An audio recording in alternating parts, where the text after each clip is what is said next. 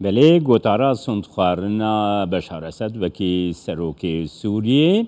نرخاندنین وی ام دیل گل نشد زعزا اندام مکتب سیاسی پارتیا دموکراتا کردستانی سوریه اشتر بسپیه بریا سکایب بگرنه دستان دنباش که نشد نشد بشار اسد خوکی سروکی سوریه گوتارا گلکی دریش پیشکش کر 1 ساعت و نیف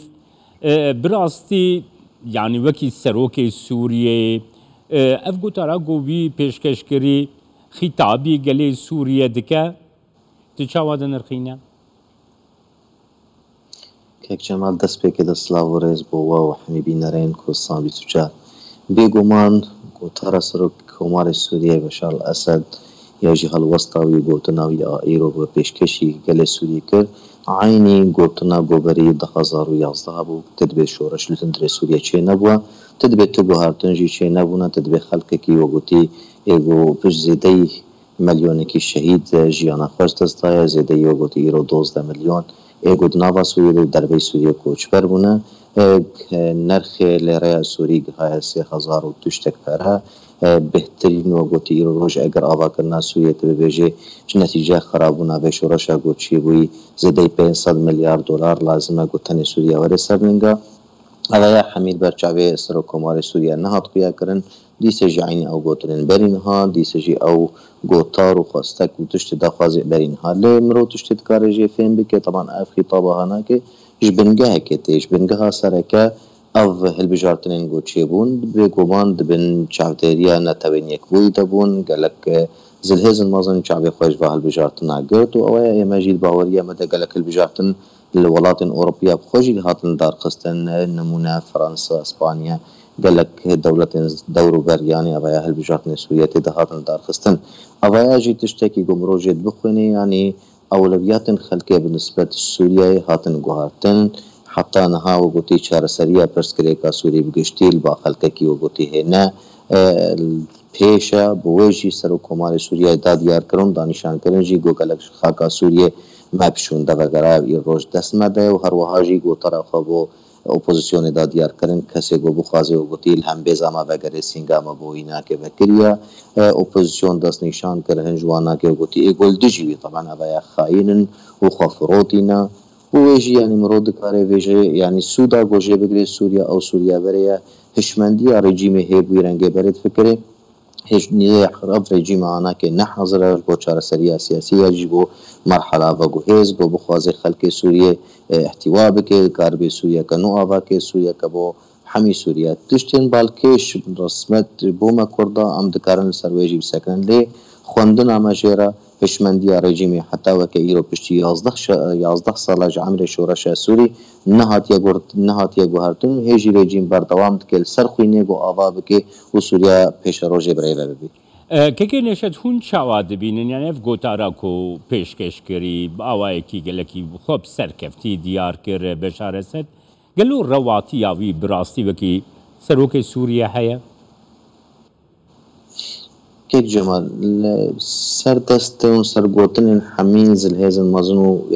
نتوین یک بویدش دست بکا شورش سوریه حتی و که ایرو دبیجن افریجیم و گوتی تروایی بوناوی تنیل جمعجی پشتی افقا کشتنان گو چه بوی پشتی افقا خرابونا گو سویه ده چه بون بگو من تروایی و رژیم نینه و افریجیم آن هاج دانستاندن الجنویت کل سر گوهرتن آوینا که بوی اما بالنسبه مروکی کرد جدای بالنسبه اپوزیسیون را بلکه دناوی اپوزیسیون ده بالنسبه اپوزیسیون گو آنها های خلق عرب فرانین عرب او خلاف وانا که سر مثلا دست حالاتیه اما بالنسبه ما کردار براستی گوهرتنا سوریه و حس کردن ما و گوتی بو آوا کردن سوریه پیش روزه خبونا ملت کرد سرخاکاوی دیروکی دستور سوریه و بچی شوایی به حق مافی ملت کردویت چاوات ده ایچسپاندن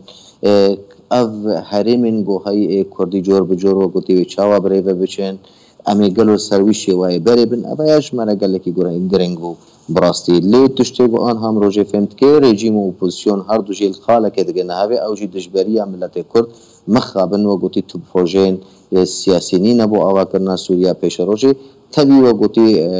ریکفت نگدنا ما اپوزیسیون ده لی جا جانا جور بجور او جی خلوی ریکفت ناکه خودی لێ گۆ ئەم ببینن دەبارا گۆڕێک ئەو ڕێککەوتنە هەناکە بڕاستی جێبەجێ نەبێ و نەب خۆدی بێ جهێمەژی وەرنەبێ لێ تشتێ باڵکێش الجەمە يعني خطابا بۆ هەرێمێمەی کوردی بڕاستیشی گەلک خراپ بوو ئەگەر ڕۆژێ بخوێنێ ئەوە تەبخۆشی دەستنیشان کرد گوتن يعني ئەف هەرێمێمە تایبەت ینی دەستنیشانکردناوی ئەرێ ڕاستە کورد بناو نەکردن دو جارە خەنجەر مەدایە جارێکەوە گوتی دەستپێکێ دەوەختێک ئەو ڕێککەوتن نامەدا بوو سەر چەند ساڵێکێ وژمە قەران وەوەیە برەنگی خۆ گوهەراندن و جارێکێکی وەختێک و ئەف هەرێمی هاناکێ ڕادەستی تورکاکردن و ئانهاژی و دبن چاودێریە ئەمریکانەرە کار دکن یعنی ئەف خۆشی جێ خراپیە بوو ئەو ئیشارەتا گۆ پێ کرد ئا دوواژی ئیشارەتا گۆ پێدا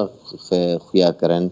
خەلکێرە بانگەوازیاوی بۆ خەلکێن هەرێمێ انه ئێمە حاضرن هەمی شێوایە پشتەوانیەوە بکن بیمافیۆن چەکداریشی ئەگەر ون هەمبەری وا خەلکێ هاناکێ ئێمە تەوی ناکۆکیین گۆدناو مەورێ بەبەریە خۆسەردە تەوی ناکۆکیین گۆدنا مەو تەرەفێن و گوتی پەیەدێ شاخی پێکێکێ دەندرێ کوردستانە سووریەدا لێ ئەم دەبێژن ئەو خۆستەکە هەناکە یاژی ئەو بانگەوازیە هەناکێ نەل دژی تەرەفێکی سیاسیە ئێمە بێژن ئەوەیە دژی هەمی ملەتێ کوردە ئەگەر ڕاست رژیما سووری خۆ بگواردن دەوتخوازێ و گوتی کورد وەکی ملەتێکی سرخەکە خۆی دیرۆکی دامستاندنێک جدی بەرهەبانە بکەمەی دەستورە بۆ 2012 دەهاتە گواردن و هەنێک تشتێن کوردی تێدا هەبانە لێ حەتانها ئەوەیە قەت نێزیک نەبووە و هێژیشی نێزیک نابێ یانی تەبی دەبێ خیتابە خۆی گۆدا دیارکردن دەدکاری بوو هەن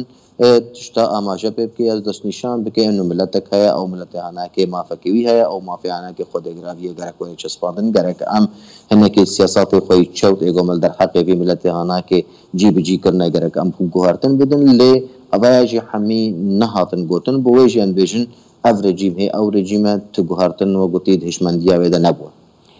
گەکێنێشت نوها بەشار ئەسەد لەسەر عەردەی لە ڕۆژەڤایی کوردستانیش خۆرە پشتگیریە دبینە یاکو بکارە بە ئاڵوزی لە ڕۆژەڤایی کوردستانی دەربکەوم تایبەتجی دناو بەینا پێک هاتین جودا لە سەر عەردەی ڕۆژەڤایی کوردستان بێگومان ینی ئێوی ئەول سەروێ ئاوات کە تەوی وە گوتی ئەو مەسەلەهاناکە بەلکی هەنێکی دوورە لێن کریارن گۆل سەر عەردێ بووی ئەواژی بەلکی هشت گۆ بێ مەسەلەهاناکە خۆرتر و گۆرتر بکێ یەک نەیەکرێزیە مالا کورد نەیەکرێزیە هەڵوەستە مالا کورد وە گوتی نەیەکبوونە مالا کورد لەسەر خۆستە و داخوازێ وای پێشە ڕۆژێ جدا جدابوونە مالا کورد و گوتی تەفگەرە سیاسی ئاکوردی نابێنە ئۆپۆزیسیۆنێدا و ئێژی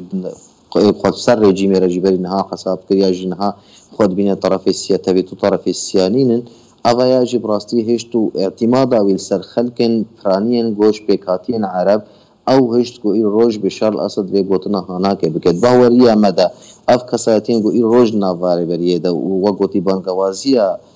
سەرۆک کۆماری سووریە بۆ واناکە ئەوەیە خەتەرێکە سەروێرێ بەبەریە بخۆی شێت کە بەری گۆ سەر کوردە تمامیژی گوتی ئەم ببێژن چێت کێ ئەف حاجەتی لێڤەگەرێک سیاسیە حاجەتی وە گوتی لەسکردنە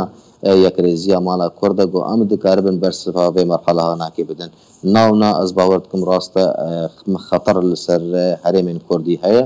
و مرۆ نکارێ ئیرۆ ڕۆژ تەنێ لەسەر ڤازل هێزن مەزن ئاوا بکێ نمونە ئەمریکا لەگەلک دەبەرەوە گوتی پشتا خۆدایە کەسایەتین گۆ ئیر ڕۆژ وە گوتی سەر ئاواکردن ئەفغانستان نمونە وانها بەرچاو چێ کوردستانە عێراقێ بەرینهاڵ پێشیامە بوو کوردستانە سووریە بەرینها و گوتی پێشیامە بوو وەختێک گوترک دەرباس بوون بۆ وەیەشی تو نکارێت هەنێ و گوتی سەر زلهێزەکە مەزن ئاواکێت ببێژێ وەڵە مافێ کووردا وێ چەسپاندن یاژی و گوتی پاراستن نەتیجا و گوتی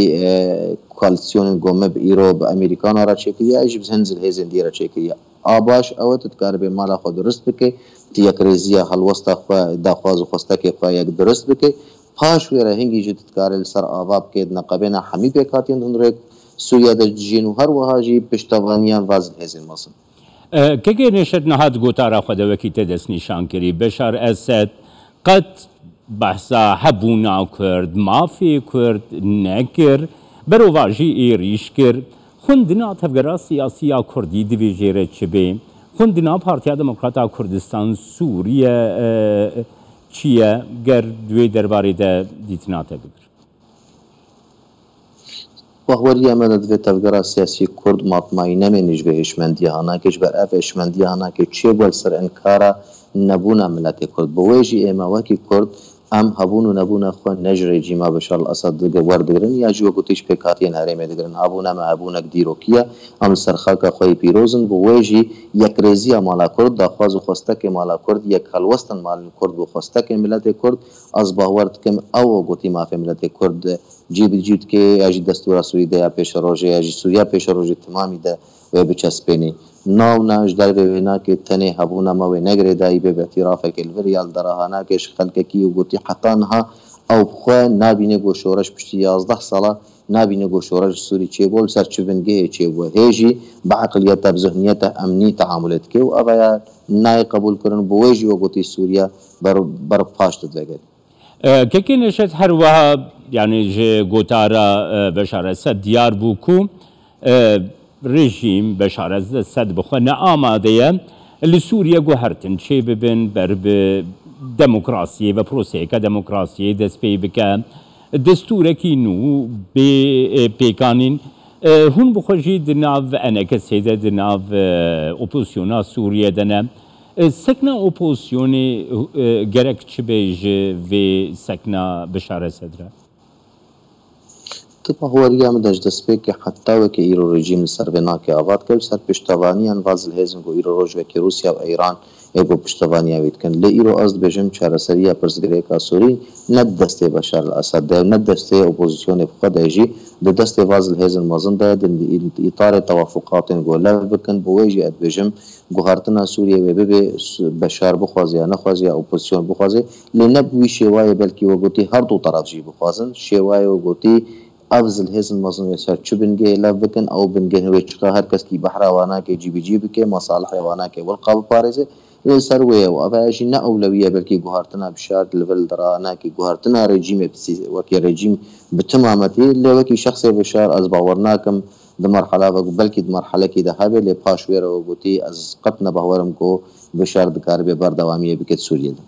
أفقو تراويجي كي نشت القرابة وريات زل هيزين جيهاني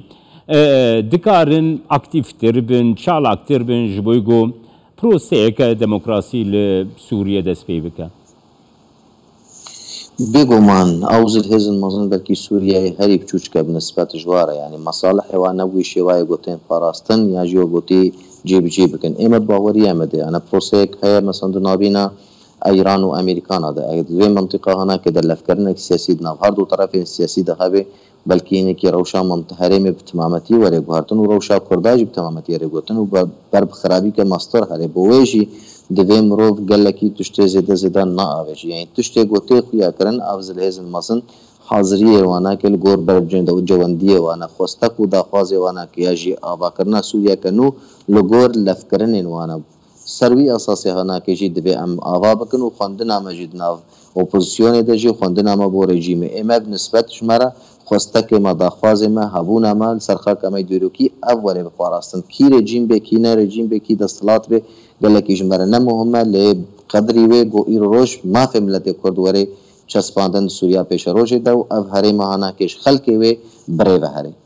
سپاسیاتت که من دام مکتب سیاسی پارتی دموکرات کردستان سوریه نشست زازه کشتر بسپیت میوانی سپاس خوش سرکتی